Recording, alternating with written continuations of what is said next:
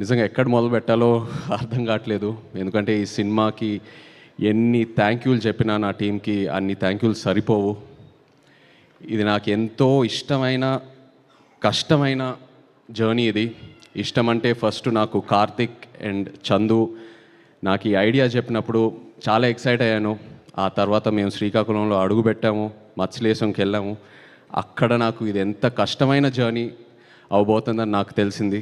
కష్టంతో పాటు ఎంత రెస్పాన్సిబిలిటీ ఉందో నాకు అర్థమైంది. ఎందుకంటే అక్కడ మత్స్యకారులని కలవటం, వాళ్ళ కష్టాలని తెలుసుకోవటం, వాళ్ళ లైఫ్, ఆ తర్వాత శ్రీకాకుళం యాస, మనం ఒక కమ్యూనిటీని రిప్రజెంట్ చేయటం, అదే కాకుండా ఒక అద్భుతమైన లవ్ స్టోరీ రాశాడు చందు. అండ్ అరవింద్ గారు పెట్టిన బడ్జెట్ దీనికి, అరవింద్ గారు వాసు పెట్టిన బడ్జెట్. అండ్ అదే కాకుండా ఒక యాక్టర్కి ఇన్ని క్వాలిటీస్, ఇన్ని ఆపర్చునిటీస్ ఉన్న ఒక రోల్ చాలా రేర్గా దొరుకుతాయి.